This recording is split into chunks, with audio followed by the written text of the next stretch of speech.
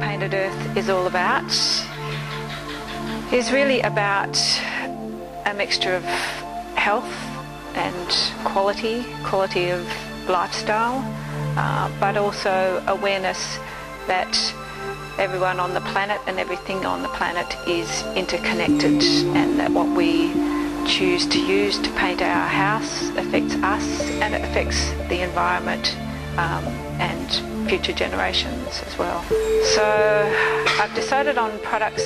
Basically, I think probably what I do that no one else in Australia does is stock both natural paints, so plant-based paints and clay paints, as well as synthetic paints. So you call the synthetic paints low VOC acrylic paints. So they're what people recognise as, say, a Dulux acrylic paint that we've been using for a few generations now. So I have versions that are very similar to that, as well as natural paints, and I do that in all areas. So wood finishes, again, I've got natural wood finishes like natural wood oils, as well as synthetic wood finishes, interior, exterior finishes, floor finishes, decorative finishes. So yeah, a full range of products that people can choose, either natural paints and finishes or low VOC synthetic products. Natural paints are on the whole more environmentally friendly because the ingredients that they use are sourced from natural ingredients, and there's no sort of toxic byproducts in a sense that are produced, and it means they can ultimately go back to nature. So most of the products won't really hurt the environment when they're ultimately recycled at the end of their life. They're also generally a bit less toxic. If someone's highly chemically sensitive, I head them towards the natural products. That said, there are a few natural products that you do need to be aware of. Even orange oil can be irritating to some people.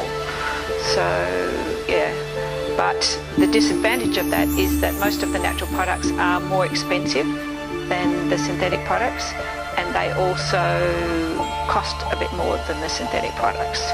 So hence my choice to also stock the synthetic products. It makes them a bit more affordable for people, and some people, like particularly a family with young children, might need the durability, the extra durability and washability that is often a feature of the synthetic products. Not always, but generally, as a rough rule, you could say the synthetic products are cheaper to use and a little bit more durable. Okay, so synthetic products, we call them acrylic paints generally. They are actually a petrochemical derivative. So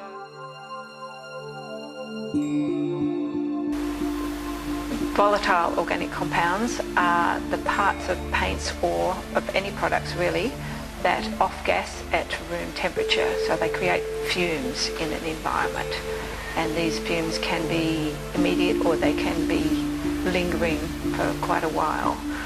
And VOCs are both air pollutants, so they contribute to smog, which is typically very bad in cities. Petrochemicals come in many different forms, and they are generally a type of solvent that is often put in paints or many other products, and they are being legislated against because of the contribution to air pollution.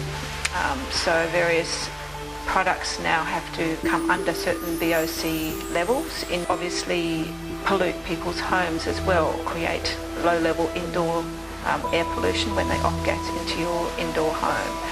And this can affect people's health primarily. So hence the choice to use low VOC paints is a choice for both for one's health as well as for the health of our environment. Even orange oil is a natural VOC. If you smell anything, then it generally means that it's off-gassing VOCs. That's what you can smell. So perfumes are VOCs really. And obviously perfumes affect some people, but not so much other people. So it's more, if someone's highly chemically sensitive, they do need to check out natural products to see that they're not going to have a reaction to what might be natural VOCs in them. But on the whole, the natural paints and finishes that I sell and that maybe other people in Australia sell are made by companies who have people's health as their core interest in the manufacture of the product. So generally speaking, natural products will be better for people's health because they're made with that specifically in mind.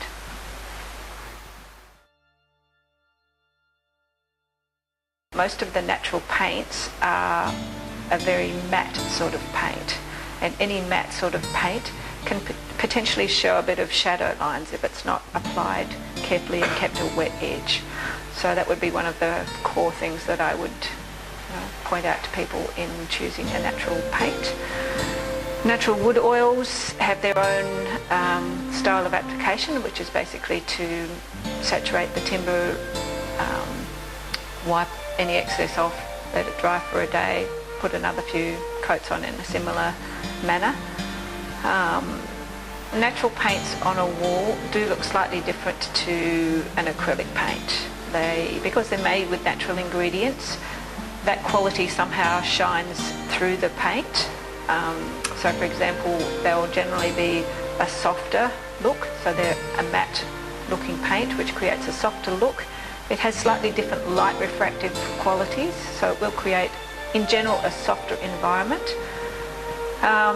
They can be vibrant colours or they can be subtle colours, so the range of colours is of natural paints, but I would say they're slightly different. To me they're actually very beautiful, most of the natural paints.